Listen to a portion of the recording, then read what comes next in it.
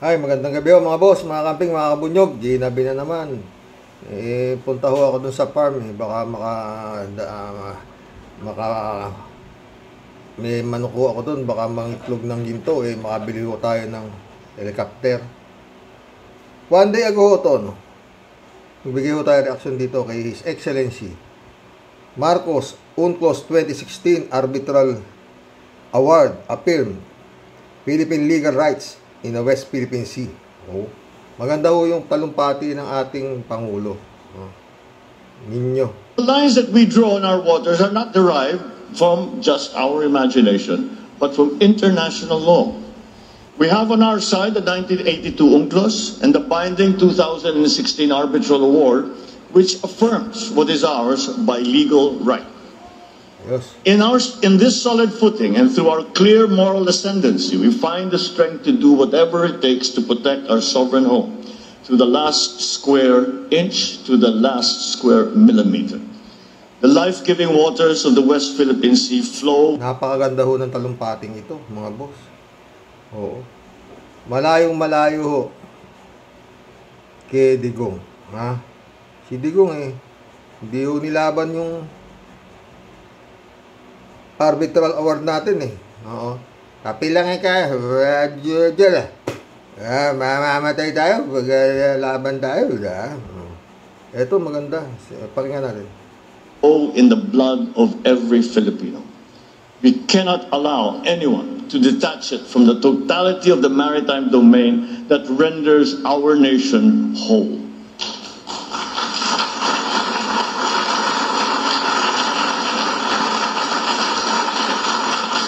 As President. Hindi ho yan tagapalakpak Pinapalakpakan ho yan. Hindi kagaya si Digong. Basta nagmura si Digong, may tagapalakpak si Digong. Diba? Tuloy. I have sworn to this solemn commitment from the very first day that I took office. I do not intend to yield. Filipinos do not yield. Ladies and gentlemen, we are not only unyielding in protecting our patrimony, our rights, and our dignity as a proud and as a free country. We are also firm in our commitment to regional and global peace. We renew this commitment at this turbulent juncture of our history. I will repeat what I said at the United Nations almost 2 years ago. Amidst challenging global tides, an important ballast stabilizes our common vessel. Our open, inclusive, and rules-based international order is governed by international law and informed by the principles of equity and of justice. For the past 79 years, this rules-based order has allowed our region to flourish. The stability and the predictability that it has engendered has been crucial to the success of the stories of our region. Be it the post-war revival of Japan, the economic miracles of Korea in Southeast Asia, the rise of China and of India. When this world order was built in 1945, our forebears vowed to make the floors of the United Nations the last battlefield. We made a determination for humanity to survive and to never again be wiped out in another Holocaust. The Philippines has always been part of that history. Amidst the rubble of war, we were there, amongst the architects of the new peace. We stood on behalf of colonized peoples of Africa and Asia. We opposed attempts to dilute the inviolability of the right to self-determination. We helped enshrine the right to independence in the Charter of the United Nations. In 1982, we led our global community in unanimously adopting the Manila Declaration on the peaceful settlement of disputes. This affirmed that differences amongst nations must always be solved peacefully through legal and diplomatic processes, never through the threat or the use of force. Today, these norms are... Yung mga inchik yan, His Excellency, tinetret tayo, di ba? Tuloy. Tsaka binobomba tayo tubig. Under significant stress. The world is facing a watershed moment. In our region, recent patterns of aggression and militarization and emerging arms races threaten our lands of promise with an uncertain future. In the midst of these significant shifts, I see 7 realities in the Indo-Pacific. First, The future of our region will be determined by many nations, each with its own unique experiences and aspirations. Yet, their respective agencies are being challenged by attempts to undermine our faith in prevailing international norms. Ang gusto sabihin ni His Excellency rito, talagang paninindigan na niya to. Hindi kagaya ni Digong, no?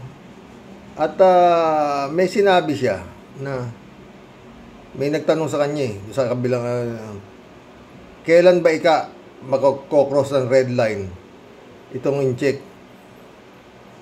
presidente. Sabi niya pagka may namatay na Navy o Pilipino sa ginagawa nilang yun ay matapang yung salita niya. Hindi kagaya ito si Digong na matapang lang sa salita sa mga Pilipino. Sa in-check, itatao siya. Diba? Pero total nandiyan na. Talagang pinagpipilitan na ni Excellency na talagang lalaban niya yung karapatan natin ng Pilipinas dito sa mga nambubuli na in-check, di ba? Ganun din yung So, si Marcos at saka si Duterte, kumbaga sa coins, Cara at Cruz,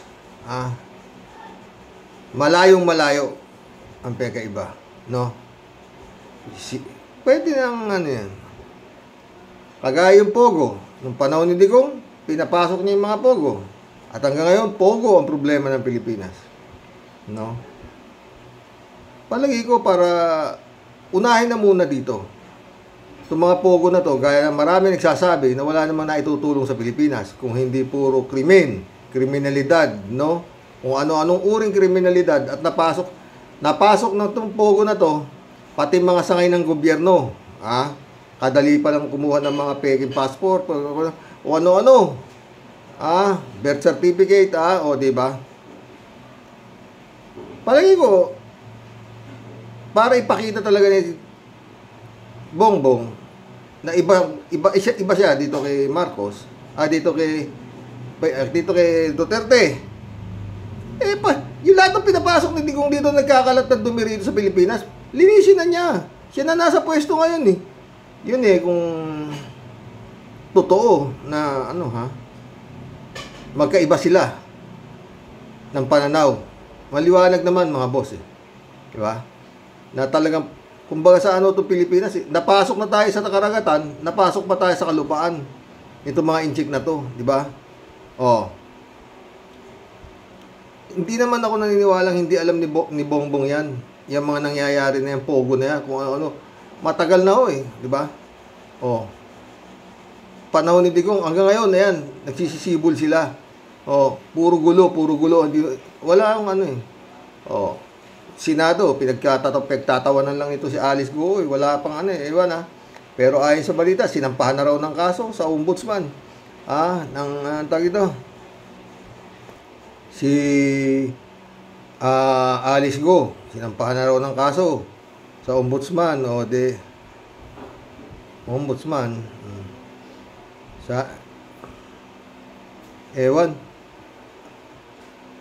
Talagang ang hirap pong isipin paano aabutin ito.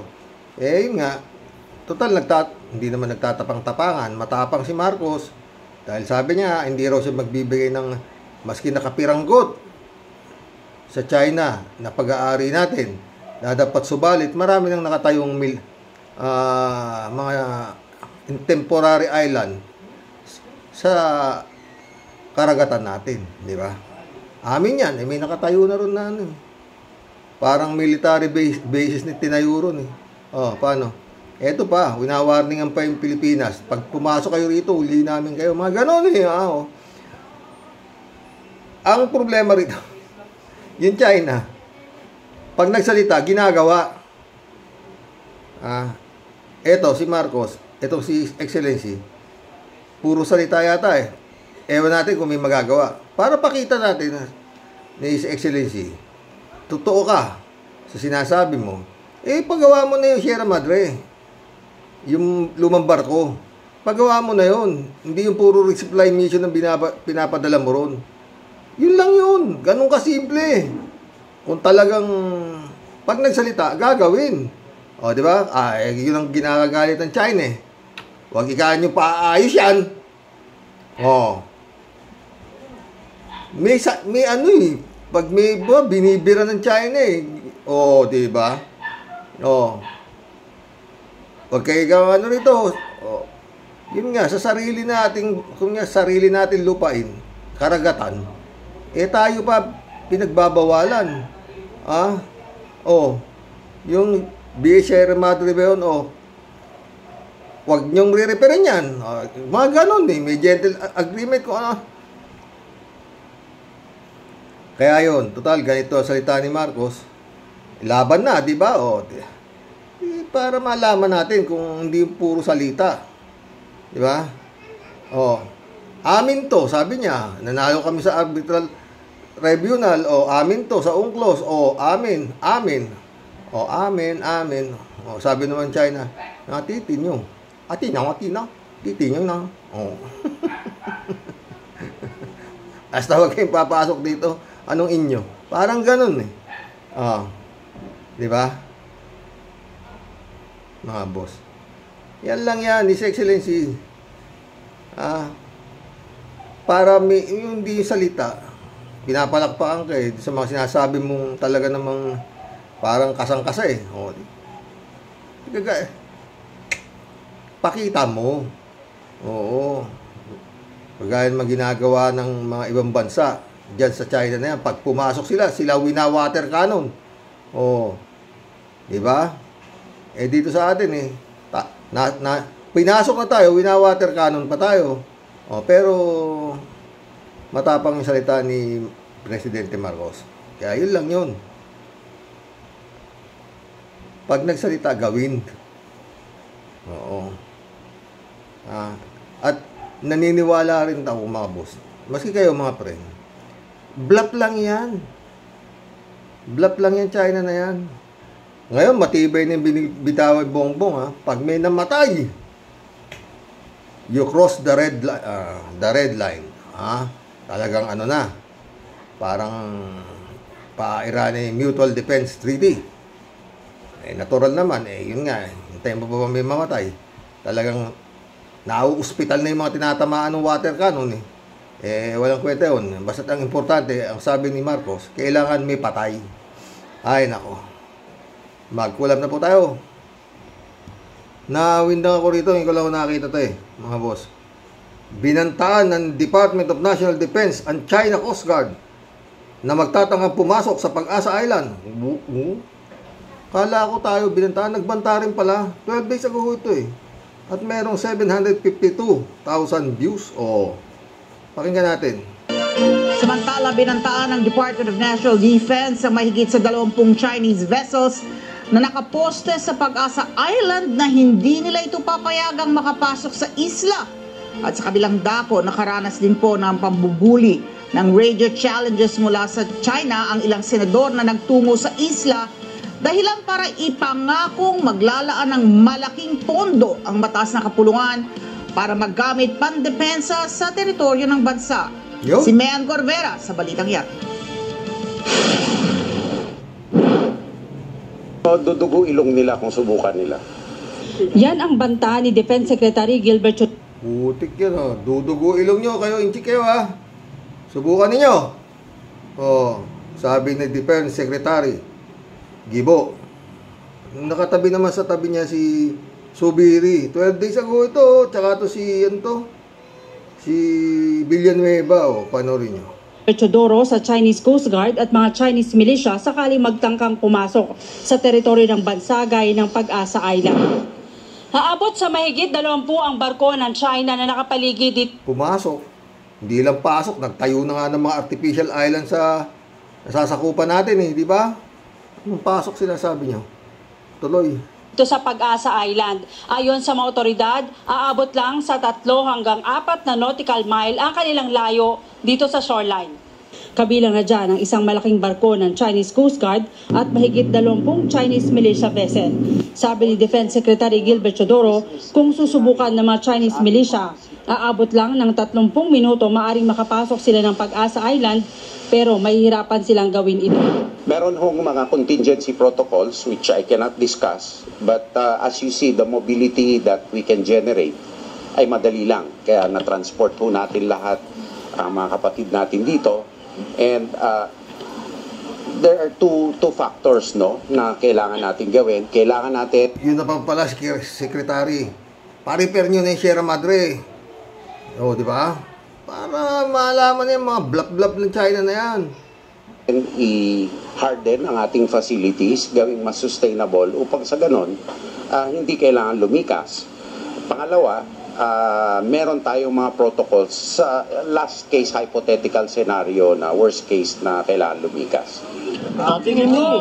Kanina, personal na bumisita sina Senate President Juan Miguel Zubiri kasama sina Senador Joel Villanueva at JB Ercito sa Pag-asa Island. Pero bago tuluyang lumapag ang sinasakyang eroplano, nakatanggap sila ng radio challenge mula sa Chinese Coast Guard. Nakakaalarma na verbal challenges ng Chinese Navy sa aming eroplano. I think na-experience nyo din po yan sa inyong eroplano. At gusto ko lang pong sabihin kung nakikinig po sila. Ito po ang teritoryo ng Republika ng Pilipinas.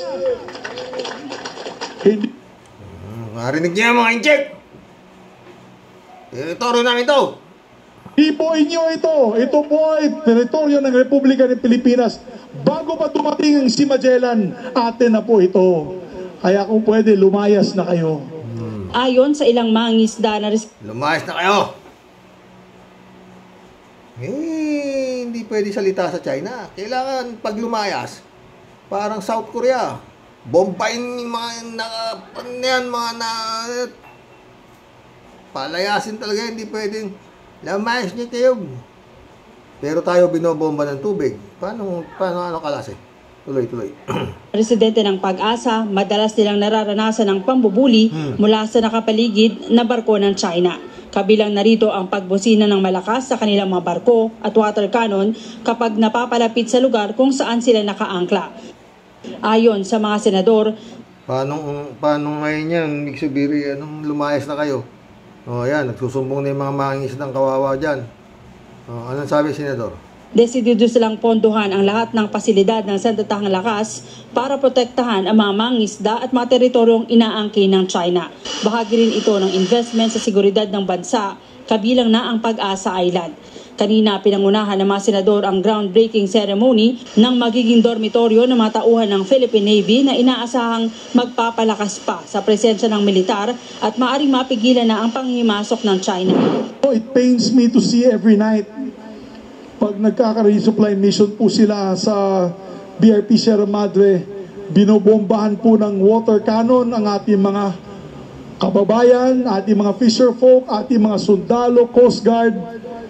Talagang walang awa ang pagbobomba nila sa ating mga tropa. Pero nakikita nyo yung dedikasyon, ang pagmamahal po nila sa ating mahal na bayan, na maski na po napakadelikado ang dinadaanan nilang talagang I'd say hardship, no, or talagang struggle para makabigay po ng resupply sa ating BRP Sierra Madre. Ang konstruksyon ng naturang infrastruktura kasama sa ipinaglabang 10.5 billion na pondo ng Senado sa ilalim ng 2024 national budget.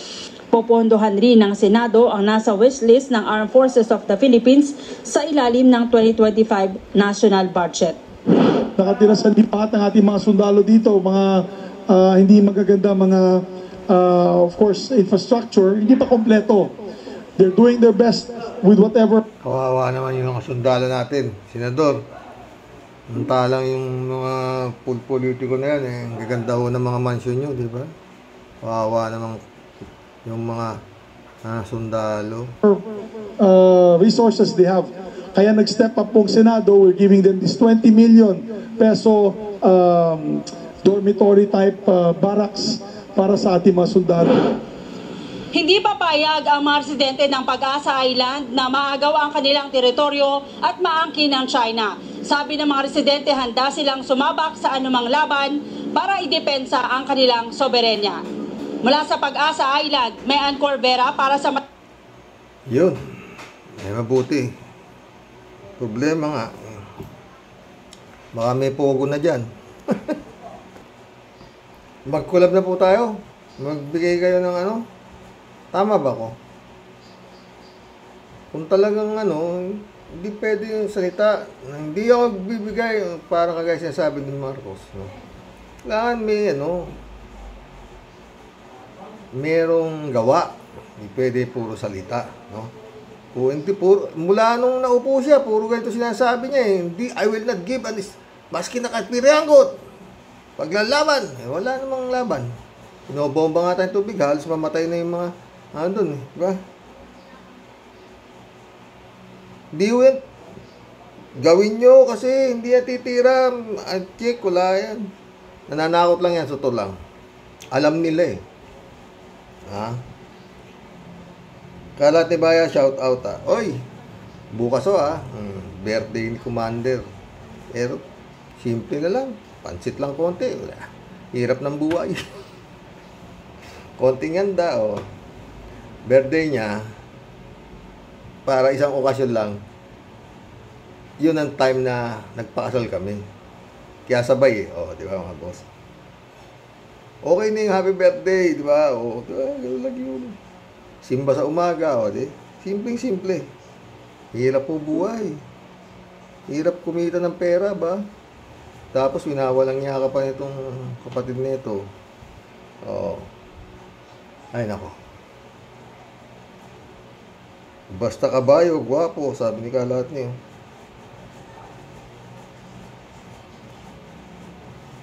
Hello, Miss Akira Milus. May you have a blessed weekend. Ingat. Magpakabait ka palagi. Ewan ko nangyari kay Akira, Hanggang nawala. Good evening, Karoke. Banatan mo na, Karoke. Huwag kang sumuko. Diba? Bakit tayo susuko? Andiyan kayo eh. Happy birthday ulit, Maria. Winnie Uy Gonzaga. Rodelia Alpilor, shout out. Hello po, Sir Rox. Natawa po ako sa sinabi mong busy ka sa farm mo. Hindi na ako yung aking mga babi.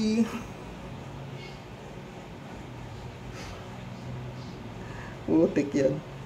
Ang gulo po talaga ng politika. Isip-isip po tayo, mga kababayan. Sana marami ng matuto na grabe talaga nilikha ng mga Dutertaning. Salamat, Sir Rox. Ingat po kayong lahat ng mga kabosing. And God bless po. God bless, Rodelia Alpilor. Librado Ludovico. Blessed morning, Karoke, and to all Rocky Warriors watching from Edmonton, Alberta, Canada. God bless po. Stay safe and healthy. Talagang halo-halo, Karox. Totoo, Ozzy. Welcome to the club. Ozzy. Kung si Gadon minumura mga nagrarally noon, now disbarred ba siya o mag-isa lang siyang magrarally? Then tayo naman ang magmumura sa kanya. Mayor Goo, Senator Hontiveros doesn't want to contempt yet kasi gusto nila maladlad ang big fish behind this pogo. Kailangan pa bang i-memorize yan? Makakapasok ba yan kung hindi dahil doon sa big fish? Si may big fish? Si Dugong. Diba? Di ba merong sea creature na dugong? Sleep early, Karoke. Stop eating rice, especially red meat. Take whole meal bread instead, rice or noodles. Salamat sa concern Ozzy. Al-Ulalia, shout out Wala na talagang patutunguhan ng ating bansa.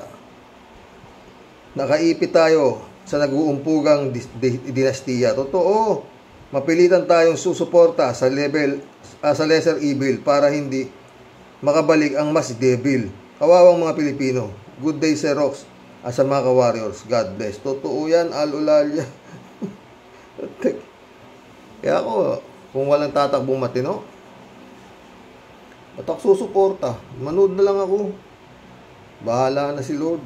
Diba? Ang hirap kayang bumoto ng ayaw mo. Diba? Raul Villanada ulit, oh. Paging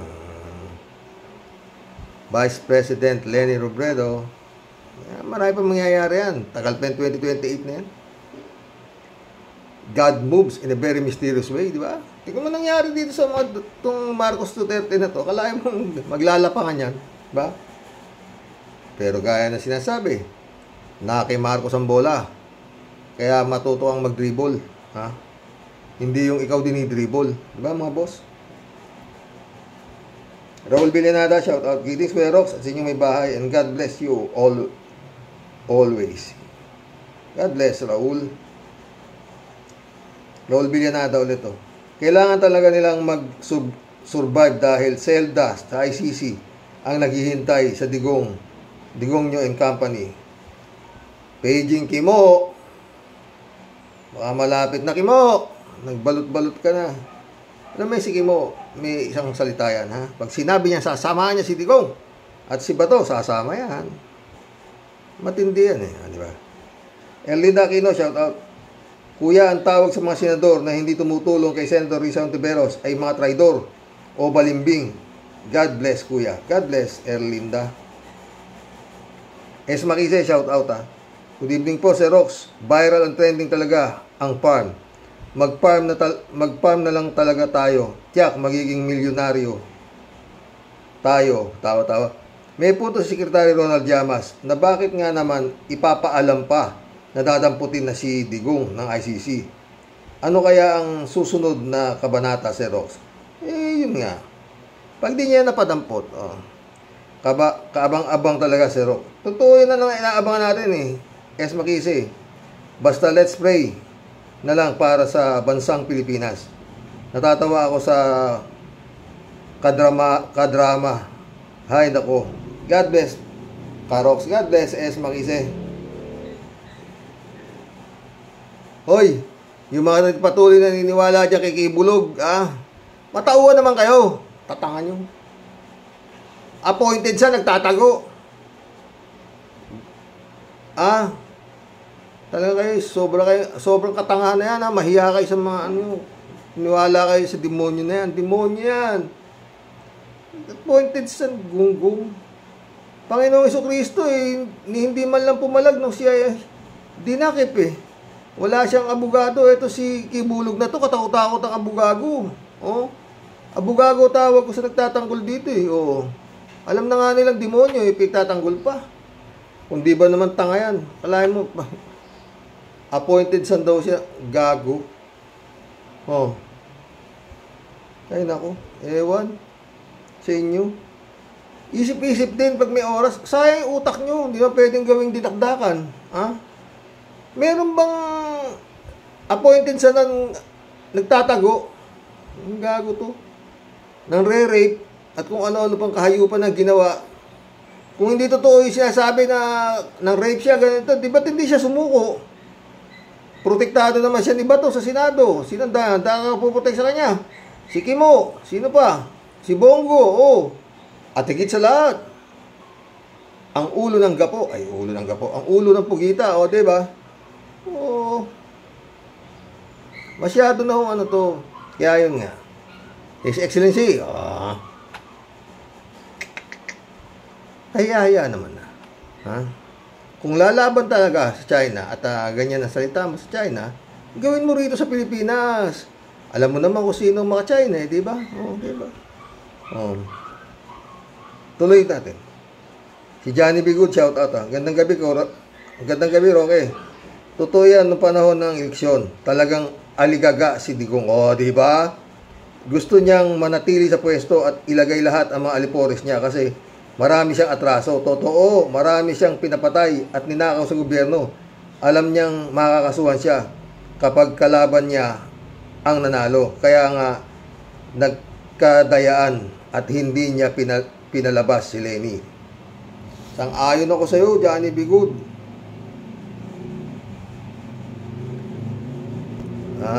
Shirley Jaser, shout out. Pareha silang may utang na loob sa isa't isa, pero parehong masiba sa pera at kapangyarihan. Kaya ayan, nag-aaway sila, Karox. Totoo. Pero sana wag namang makabalik yung mga Duterte. Magtiis na lang tayo kay BBM. Malas talaga ng Pilipinas. Ang daming mangmang, ayudahan lang ng konti. Titingala na nila agad ang mga makapagkunwaring politiko. Ang daming maayos na politiko, hindi na iboboto kasi walang pera, pang suhol. Kakalungkot talaga. Totoo yan, Shirley. Yun nga eh. Yan ang tinatawag na politics. Shirley Jaser ulit oh. Galing talaga ni Ronald Llamas. Totoo mga sinasabi niya. Totoo naman. Ronald Llamas, Christian Isguera, Richard Didarian, Attorney Toto Kausing, Attorney Enzo Recto, Mab. Sabi ni Mab eh. Totoo naman. No? Pag naging vlogger ka ni Tigong, meron ka sweldo. Yan ang balita Pag naging loyalista ka ni Marcos, meron ka ring sweldo. At mataas ang iyong subscriber. Marami. Di na. Titiis na ako dito. Maski pa konti-konti. Nandun naman ako sa tama. Diba? Hindi naman ako naglulubid na kung ano-ano pinagsasabi. Diba mga boss? Hindi kagaya ng mga tinitingnan ko talaga, ang gagaling ng bukod. Talagang sila, yung eksperto sila maglubid ng katangahan. Oo, totoo. Maril Pabianak, shout out Good night po, tay. And to all ka-warriors. Banggain na banggitin na po natin. Banggain na po natin ng mataimtim na panalangin. Hirap na magbasa. Pero ewan ko, maganda rin yung tablet pero mas malaki daw letra. Subukan ko nga magtanong-tanong. Banggain na po natin ng mataimtim na panalangin. Lord, kayo na po ang aming sandigan. Kaawaan mo po ang bansang Pilipinas at sambayan ng Pilipino. Amen. Galing naman.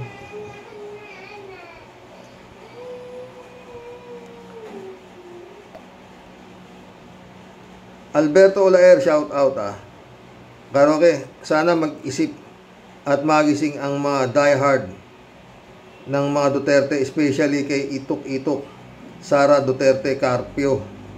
Wala sa kalidad niya ang maging presidente ng Pilipinas. Wag naman sana pag magkataon magiging Itok Republic na tayo, Karoke. Totoo yan. Kinawa dyan pa. Pag naririnig ko yung magiging presidente yan, anak ng puti. Anong katangahan yan? Friend Sherby Sapeda, shout out. Christy Hansen, July 7 Alcantara, shout out sa inyo mga boss Friend Amy Bingson, shout out. Dolor Garcia. Eman Escalona, shout out Sabi ni Friend Sherby, Impong Basyang Team Tia Deli is in the house po. Bumabati po ng mapagpalang buhay sa iyo, Sir Rox, at sa buong diehard Team Rocky Warriors. Usapang Apulakay po ang topic mo po today, Sir Rox. Tanging masasabi ko po, Sir Rox, sana lang po ito pong dinadanas na dilubyo at sumpa ng ating sobrang dapa at sobrang lugmok ng ating bansa na kagagawan po ni Ingkong Apo. Sana po namulat na po at natuto na po ng leksyon ang ating mga kababayan. Dakto. Wala yan, Prince Ervin. Anong leksyon?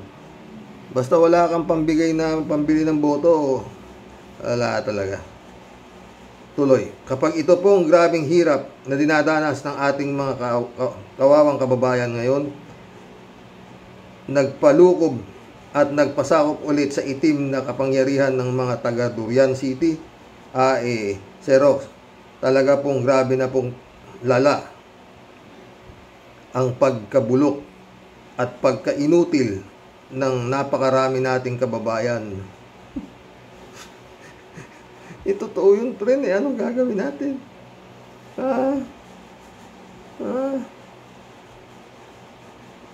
Na ang pinakamalupit po si Rox, pati po yung kumukontra at ayaw na ayaw po sa kanila, wala pong magawa. Totoo. Kasama po sa anod ng sumpa, pati po ang mga taong isinusuka sila na sila po makabalik na naman po sa kapangyarihan. Sana lang po doon po sa mga bugok at inutil para nyo na pong awa. Kung gusto nyo pong magpakamatay, nakadilat ang mata at laylay ang dila sa hirap at gutom, kayo na lang po sana ng mga pisting yawa kayo. Mga leche kayo. Tama na po. Pwede ba na mga buwisit kayo? Magmula ng naupo at nanakop ang inyong satanas na Panginoon. Tingnan niyo po ang itsura ng ating bansa ngayon.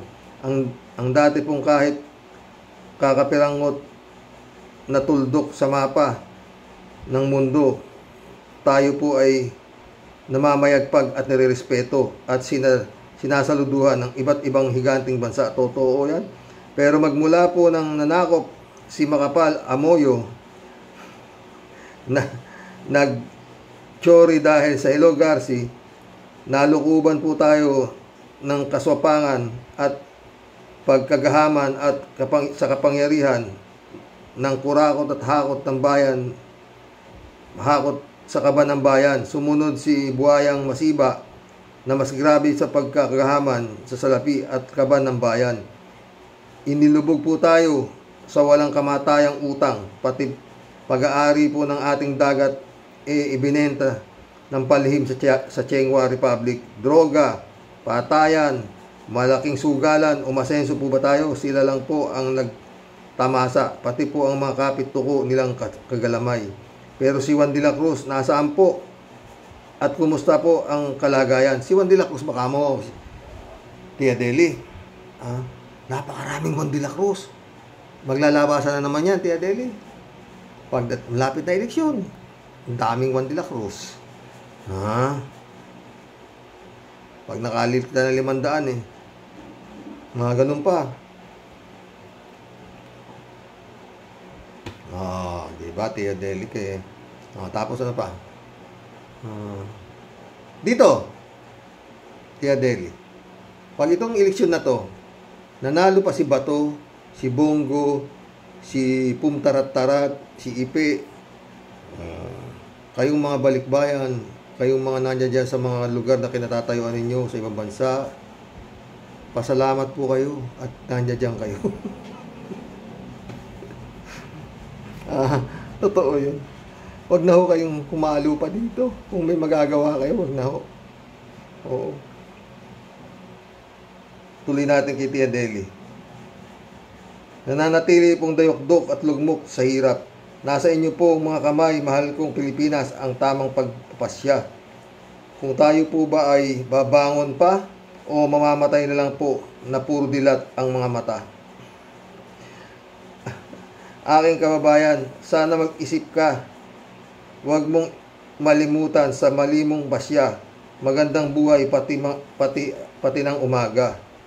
Luha ang kapalit kahit magsisi pa. Kaya aking payo sa'yo'y paalala, huwag kang magpasilaw sa kalansing ng barya. Matamis na dila at pangakong nga politikong pulpol, ang armas ay dala, lalapit sa'yo at kakamayan ka. Mga peking ngiti mula sa kanila matapos eleksyon, at pag nanalo na, ang tanong ko sa'yo, kumusta ka na ba? Tibay naman yung mo, friend, ha? Alberto Olaero, Karoke, nanood ka ba rin ng vlog ni Top 1? Richards, ang pangalan niya ex-policeman.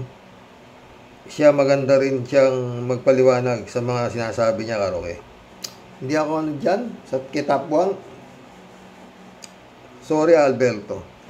Kasi alam mo, lahat yung mga yan, sila ngak-ngak, si Jojo de Guzman nito, mga yan ho ay naniwala na si Francis Leo Marcos ay tunay na matinong tao. Kalaban ho namin yan noon. Kami ho yung United Talino Warriors. Oo. Kami ni like Mike Cervera, sila Taquero na yan. Oo. Nagkaiwa-iwalay nga ho kami dahil ako ho ay Lenny, sila ho ay Marcos. Respetuhan na lang, ganun lang yun. Pero yung mga sila tapuan na yan, nananahimik ako, inano ko niyan eh. Oo. Di, sige, kao. Sabi ko, hindi kita kilala. Dahil pinipilit niya na mali ako, na tama siya. Dahil sila daw, sila. Taga-suporta sila ni Pandamot Hero. Ganun yun. Kaya di ko pinapanood yan. Ang dami pwede panoorin, Alberto eh. Christian Esguerra, Richard Hidarian, Atty. Toto Kausing, Atty. Enzo Recto, sino pa yun? Bud Caster, Atty. Claire Castro. Diyan ay mapupulot tayo dyan. Kasi ang mga yan, nasa gitna sila eh. Oo, nasa gitna sila. Babatikusin ka nila kung dapat kang batikusin. Pupurihin ka kung dapat kang purihin. Yan ang mga yan. Bihira akong pumuri yan. Sa kasalukuyang administrasyon. Bihira. Bihirang-bihira. Mas marami ho yung puna, mga boss. Tuloy natin to. Manuel Santos. Bantayan nyo, Comelec, sabi niya. David Alvin Mendoza, shout out. Hi po, Karox, sa mga ka-Warriors. Good evening po. Basta tayo po, Karox, kapag hindi binigay ni BBM sa ICC si Tiwong nyo, ay mamundok na lang tayo. Totoo. O kaya mag-tax holiday ang mga Pilipino bilang protesta. Shout out po kay Kalat, lumalabas na naman po yung kabayo niya sa SOCMED. Si kabayo kasi, yan si FLM. Tawag namin niya si kabayo. Si mga kabayo. Mag-aamoy, may naamoy po ako. Mukhang magpapahiwatig na para sa eleksyon next year.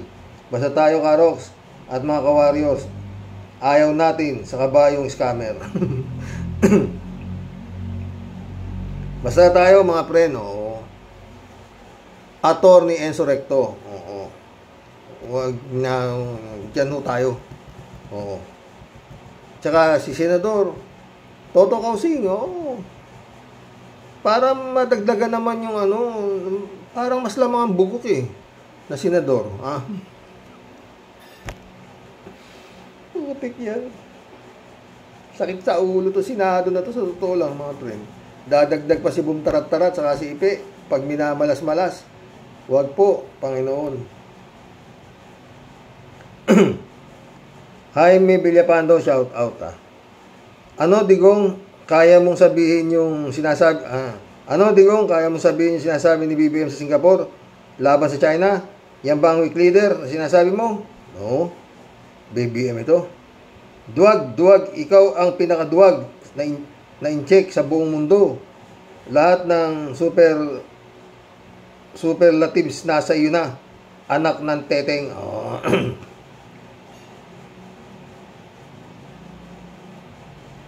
3JC Hope, shout out. Tawa-tawa siya. Si Rox, nagpa-farming ka na rin ha ba? Oo, bakit? Marami na akong naalagaan na kuneho. Yung kuneho pala, magandang alaga, 3JC Hope ha. At masarap daw yung karne niyan, sabi. Oo. At marami mga anak. Baka mas makabili ako ng helicopter. Kasi mabilis mga anak yung kuneho. Visit. Pero di ka pa rin makakabili ng helicopter kasi dapat ang mga damit mo Louis Vuitton din, saka naka-pendi ka na bag. Ako nga legit na farmer, kita mo naman, ha? Ang ganda ng farm ko. Kita ko nga. Mahilig ka pala sa pakbet, ha? 3J Shop ka. Pero di pa rin ako makabili man lang ng McLaren na kotse. Bukas, papakita ko sa inyo yung mga nabili kong mga luxury cars. Tsaka helicopter. 3J Shop ulit, oh. Sabi niya, Xerox, sabi ko naman, yung survey na yan, depende yan kung sino ang nagpapasurvey at sino-sino ang sinusurvey. Kung si Dutz ang nagpasurvey, natural, number 1 Sara, dahil lahat ng tatanungin nilang tao, puro DDS. Ganun lang yun, totoo. Pero yung totoong survey na walang bayad, ni taga BBMDD shit, o maski makapink, pag legit ang nag-survey, tiyak si Lenny ang number 1. Hindi sa makaleni kasi hindi sa makaleni ako, but the truth is there. Totoo.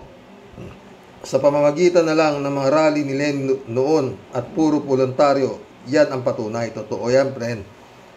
Alam mo, kung si Bibi Lenny ang naging oposisyon at nagpatawag ng rally sa mga oras na to, palagi ko, uusok ang EDSA. Kaso wala eh. Hindi kasi ganun yung babae. Oo, hindi siya ganun eh. Napakaano niya eh. No? Natalo, di talo. Bumaba siya na maayos. Uy, yung si Sara, doon dami palang opisina niya, nagkalat sa buong Pilipinas, mga satellite office. Ay, nako, His Excellency. Talo ka pa ni Sara.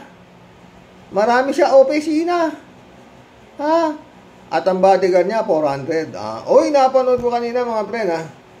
Itong si Senator Tol Linteno. Meron palang escort ito na MMDA na nagpapanggap na pulis na hindi mo malaman. Putik yan. Nakikita siya ni Atty. Claire Castro. Binira siya, Attorney. Tibay mo, bro. Tol. Tibay mo, Tol. Bakit? Ba't may bodyguard ka ng dalawang motor eh? Magkabila talagang akala mo presidente na si Tol. Alam mo, pagka may ginawa ka talagang mga masasama, mga ganun, takot ka sa kamatayan, di ba? Meron nga isa senador dyan, naka-bulletproof eh. Pero mapagbigay daw siya. 3J Shop ulit, Hi! Buti na lang, Xerox. At nasupwena na itong si Harry Roque at ito ng si Batay Bay. Na ito pati mga SMI reporters. Kapag si Dutz, Bato, Kibbs, nahuli ng mga otoridad. Tapos sunod ng makukulong yung sobrang ingay na si Harry at Banat Bay. Tapos sana sigadun din, mga katahimikan matatahimik ng ating bansa. Saka natin tutukan naman ang mga kilos ni BBM kung paayos ngang talaga ang pamamalakad. Paayos paayos nga ang talaga pamamalakad. No comment. Yan ang masasabi ko sa iyo, friend. No comment. 3J Shop ulit. Xerox, June na pala. Ang bilis talaga ng panahon. Nangangalahati na tayo agad ng taon. Maya-maya mo, Pasko na. Well, andyan na. Andyan na ba ang ICC? Nakatago na ba si Diggs? May sakit naman daw ngayon. Kala ko ba sabi ni Diggs at si Baste lalaban sila. Yung 2 batalyon na nasa Davao, kaya ba nila Diggs? Kaya ba ng kanilang private army? Tingnan natin. Talagang yan ang nating kaabangan, friend, Shout out, Jun Lagon, my friend. Christian Cheng, shout out na ka. Jeff Ramos, shout out. Mission accomplished, mga boss. Hanggang bukas po muli. Pilitin ko mag-vlog bukas maski na anniversary namin at birthday na itong aking Simple lang naman. Bakit kagagastos na Dami dyan. Pinagkakagastosan yung mga kanilang mga anniversary. Ilang taon lang, hiwalay na Kami, 46 years kami, mga boss. Never kami naghiwalay. Away-away konti. Pero ganun, Shout out, Grace Chingsay. Baka bukas, Grace Chingsay. Tibay mo, Brad, ha? Tibay mo, Ning. Magandang gabi po, mga boss. God bless. Hanggang bukas po muli. Dasal.